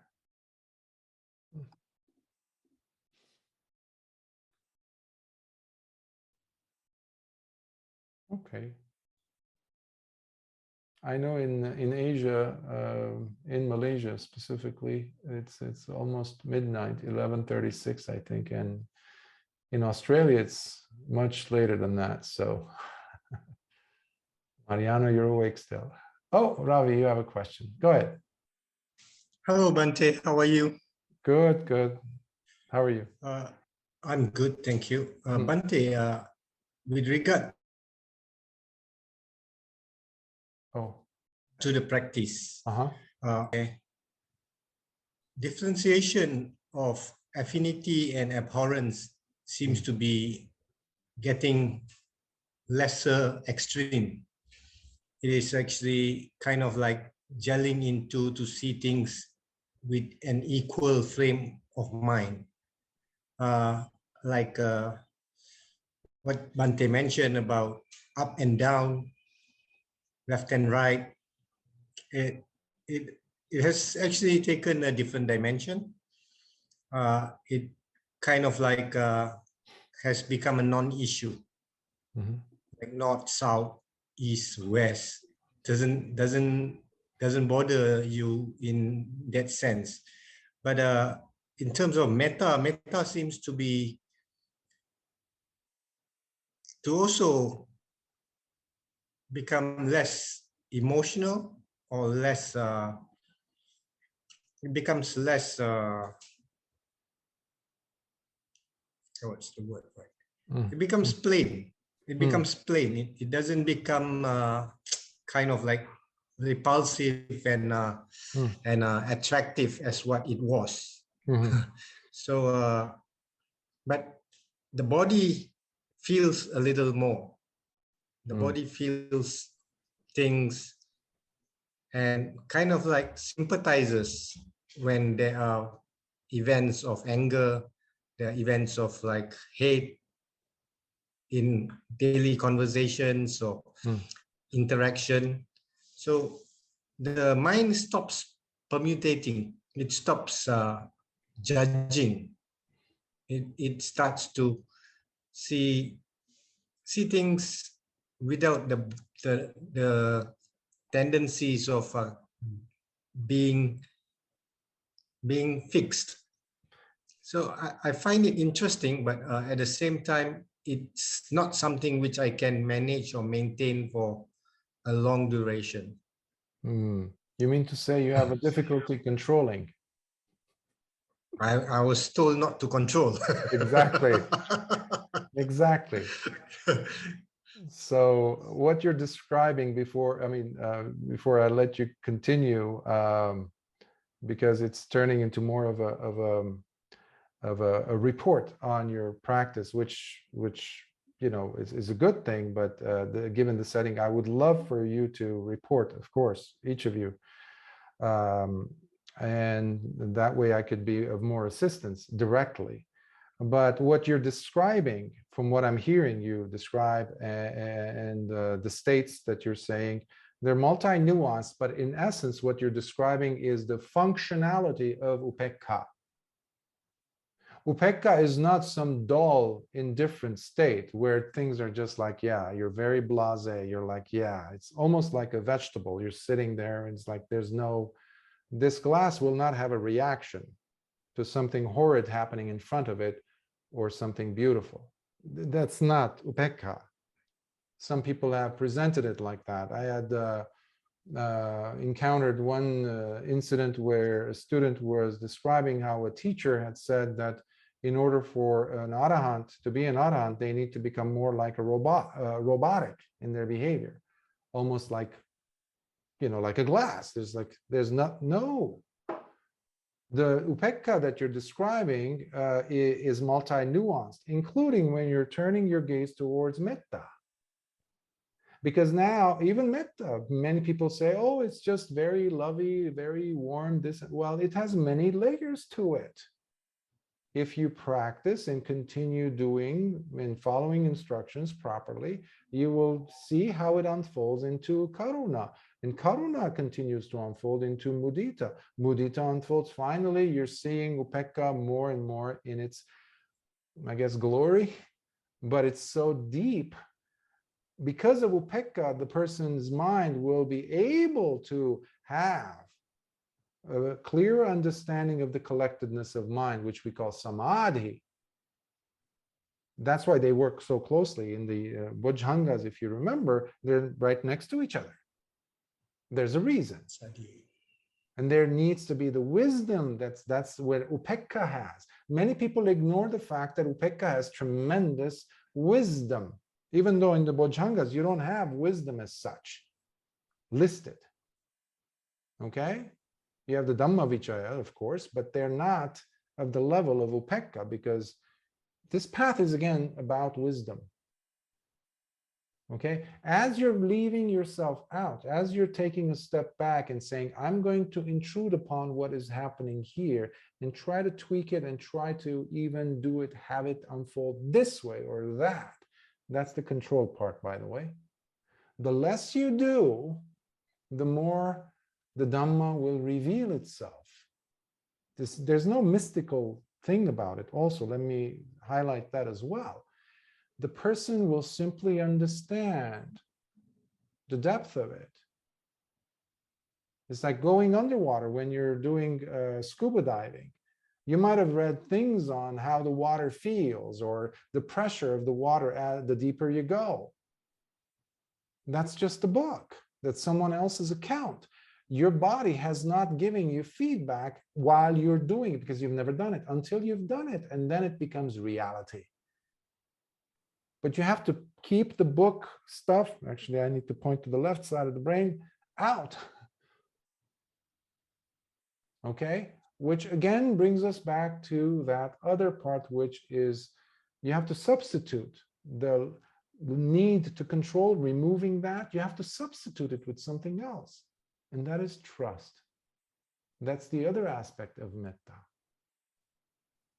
And you cannot have a depth of understanding of upekkha without trust. Okay? You're not trusting someone out there. You're not trusting me. You're not trusting even Lord Buddha. No. You're taking some of the teachings in full, that portion, and saying, I'm willing to go ahead and give it my all, and pull your hands away from it. Don't mess with it. That's why teachers say, don't add anything and don't subtract anything from whatever it was presented to you.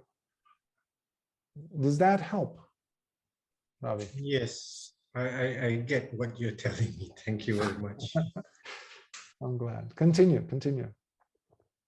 This path is a lot about trust. And nowadays in the world, especially now, we need a lot of metta, we need a lot of trust. And because we're becoming extremely rigid in our understanding of ourselves, of how things are supposed to be, how the world is supposed to be. Too much rigidity kills the Dhamma. Okay, the teachings at least.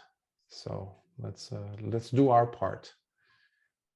If there are no more questions, we'll conclude. Oh, yes, Greg. Sorry to ask another question. Mhm. Can you just give me a little bit of clarification, please, on he quietens down his thoughts and feelings, bringing them to complete stillness. What the difference between that and freeing the mind?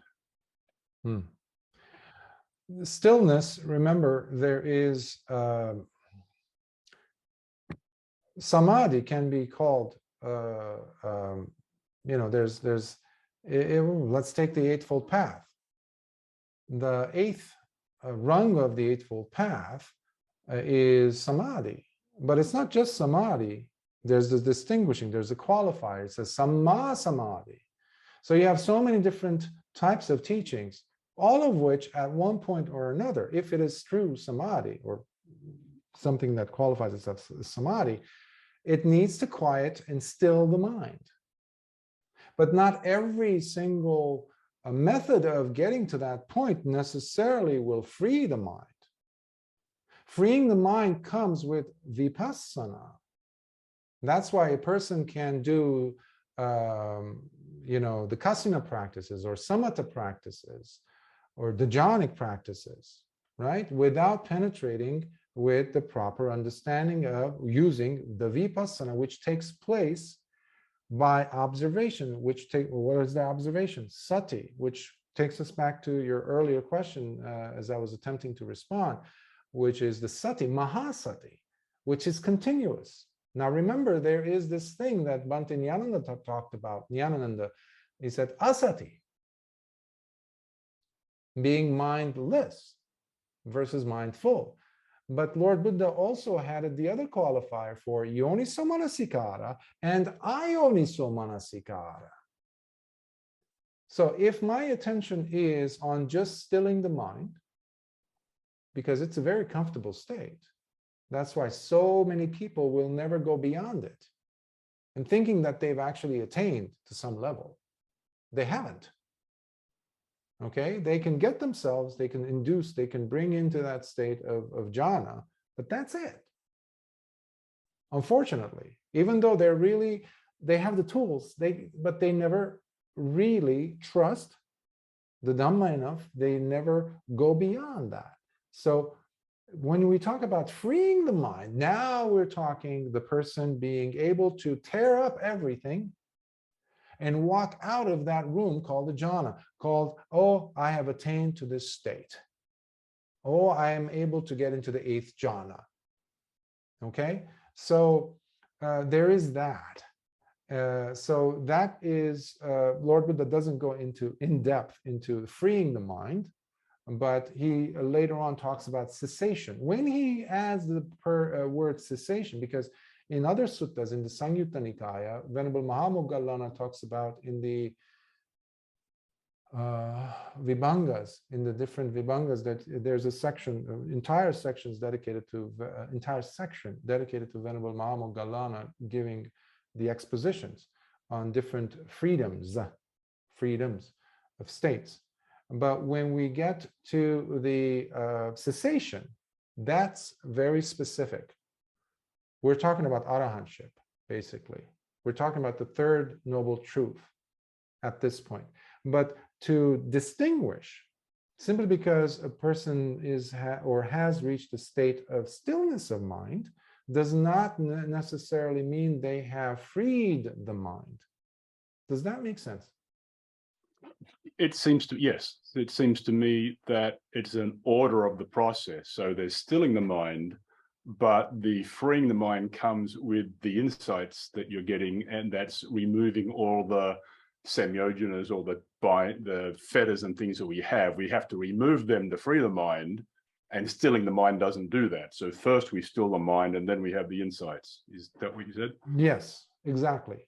And it's not like just the tiny little footnote there, removing the samyojanas or the fetters. We're not technically going in surgically removing them. That's not, it happens as a result of both stilling the mind and observing as to what happens to the mind. And when you're still, basically what is happening is, it's like there's a clutter, tremendous clutter in the room for ages, clothing, things like that. And you start peeling away, taking away all that. And then suddenly you start noticing that, oh, you thought that the ground was covered in carpeting, but in fact, it's hardwood. And it's different colors. Ooh.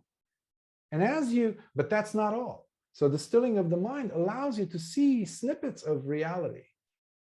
And then you extract some other pieces and you clear up more areas. And all of a sudden, what you thought was the hardwood floor's color, now it's actually different because now you have a better reference until you completely cleaned it up. And it's like, whoa, whoa. As you're doing so, the fetters are being exposed. And the wisdom allows us to simply no longer go and tag along with the stories that we've been telling ourselves and the prapanchas that we've been following to perpetuate this presence in samsara. Suddenly, poof, poof, poof, the 3 sangyujanas are gone. And poof, all of a sudden, you don't have the 5. Oops, where did those go? We don't care. The 5 lower fetters are gone. So that is one, I would say, healthier, perhaps, way of looking at they drop. It's just like the tooth of a child as they're growing, the baby tooth. It just, you might shake it, you might move it, but eventually it'll come off, as long as you're on the right path. So. Thank you. Yes, of course. Mariano. Bhante, what you're saying now, I just wanted to get some opinion on it. With the practice, like you say, free the mind, okay, or still the mind. Sorry, and I find a lot of people when I speak to them about practicing, they think by calming the mind, they're just scanning the body. And try, that's what sati is. But by doing that, isn't it like you're kind of entrapping your mind, because you're forcing the mind to perceive that it's being aware of something. It's almost like when you go to the beach and you see the waves coming in, and then there's a really still part. And people think, oh, I'm going to go swim there because it's still, but there's actually a strong current that's going to pull you out. So could you elaborate on that a little bit? Because I think it would be beneficial.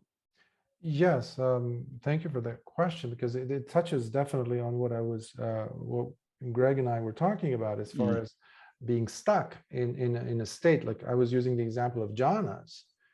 It's one of the worst things and impediments I've discovered. Jhanas are wonderful. It's not the problem with the jhanas. The problem is or techniques. The problem is, or in robes, okay? It could be anything where the person might have had that cap, that ceiling in a sense. And they say, oh, I've reached it and that is it for me. They will never verbalize it as such, but in the case of the serenity, using your analogy of still water, it might be a very strong undercurrent there, okay? There might even be a whirlpool that I'm not seeing, that once I'm there, it's going to suck me in. And unfortunately, it is a whirlpool. And given those examples of individuals who try to practice some technique, including the jhanas, or just the scanning of the body, because it has it gives you fake wisdom. It's not wisdom. It gives you a sense of gratification. Ah, I've nailed it. I know. I can spot every sensation that's happening in my body.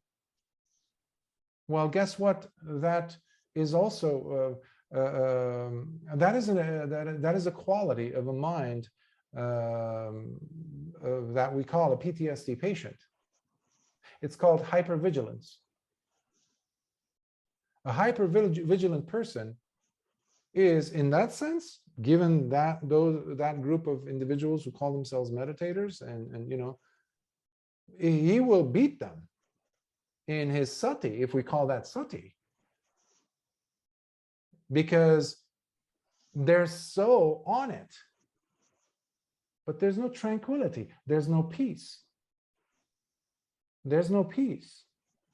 And what Lord Buddha says again and again in the Vimansaka Sutta and elsewhere is what I've been trying to repeat again and again, especially in my encounters on retreats with individuals who sedate the mind. Sedate.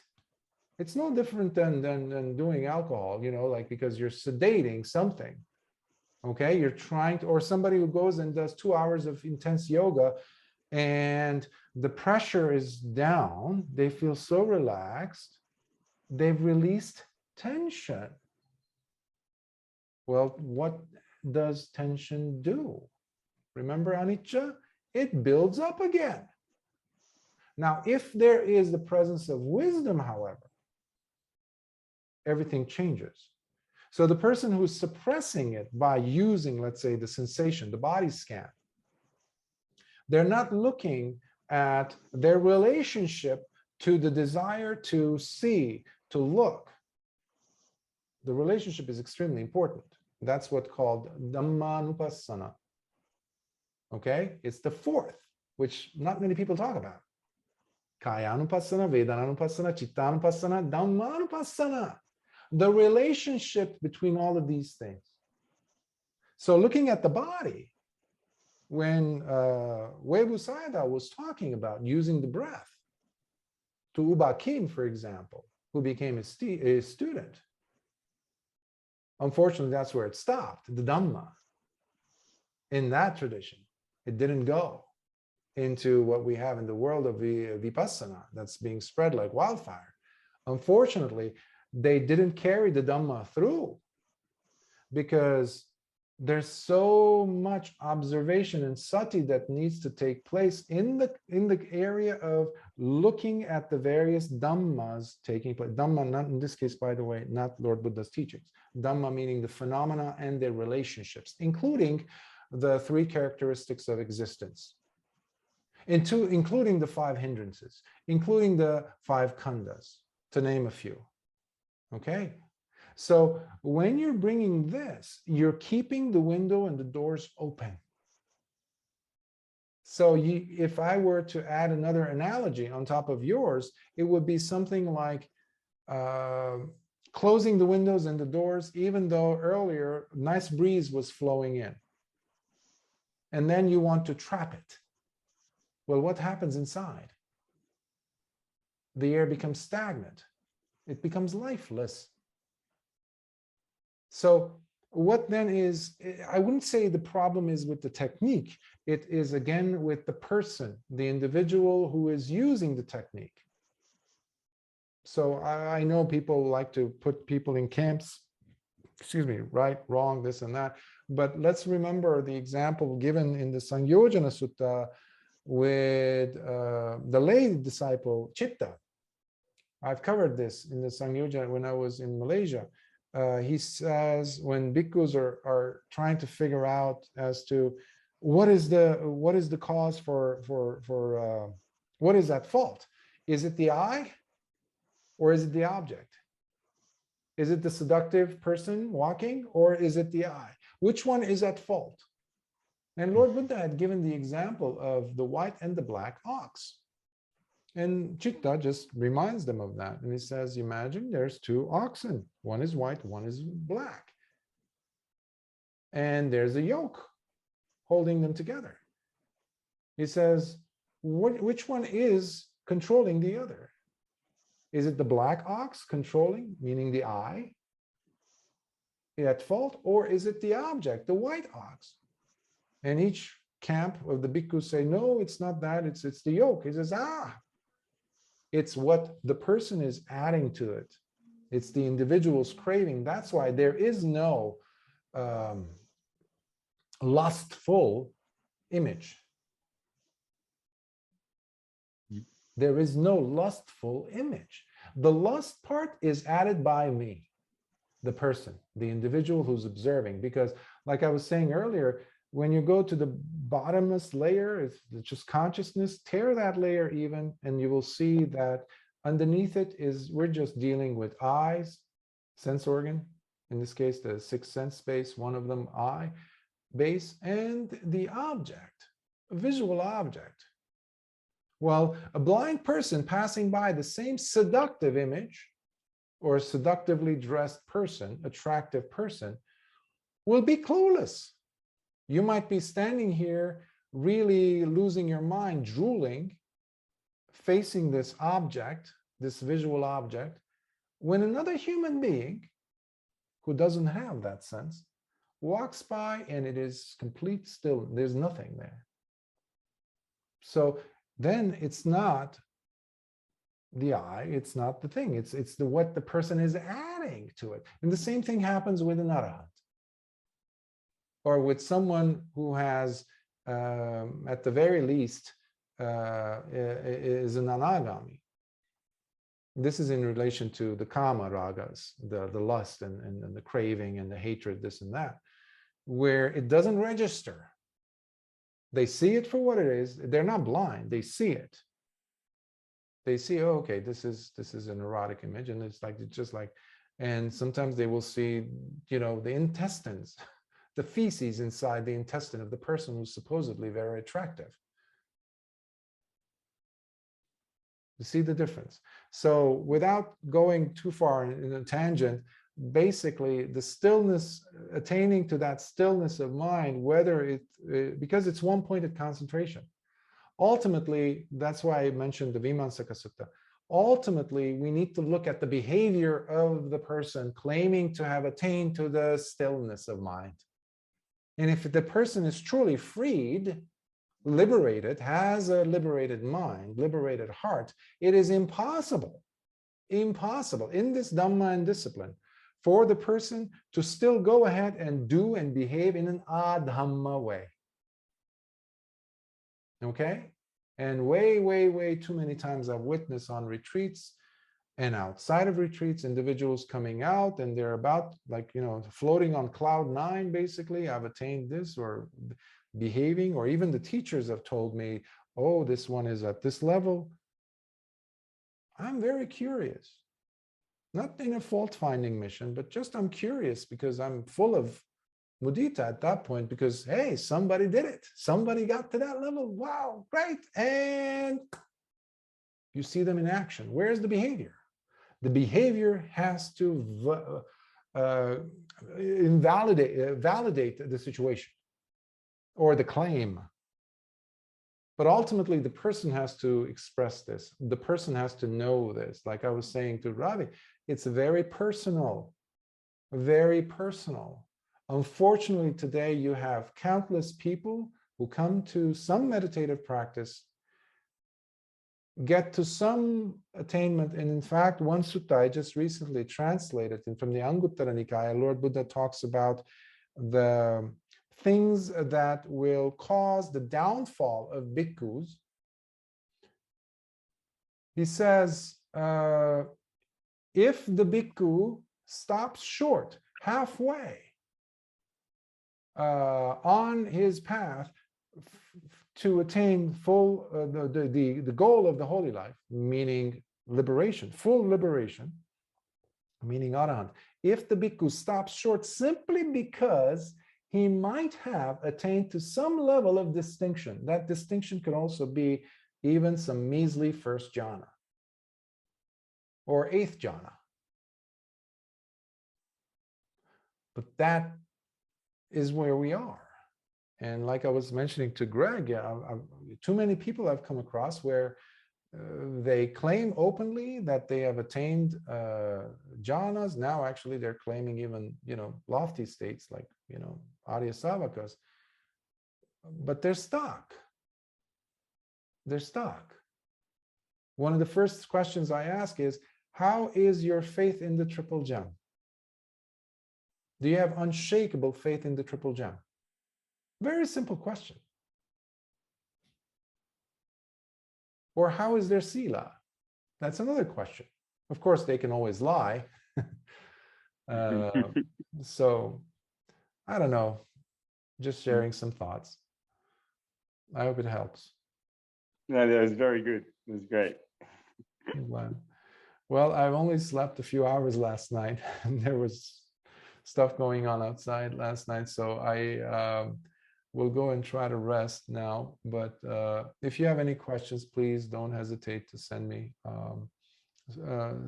especially some of you who were at the retreat and are curious to know. Well, please know that anytime any of you could send some questions if you feel stuck somewhere, especially.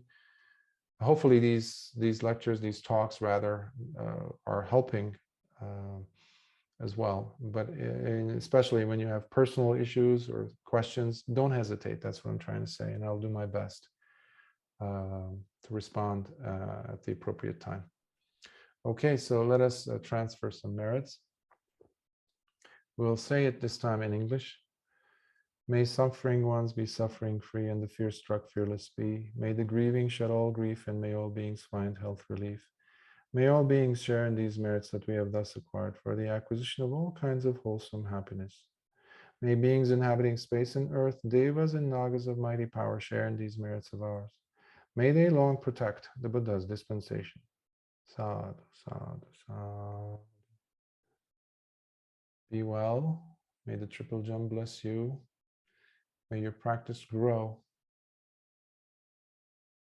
And may you become aware of the last breath, whether it's an in breath or an out breath. Be well. Till next time.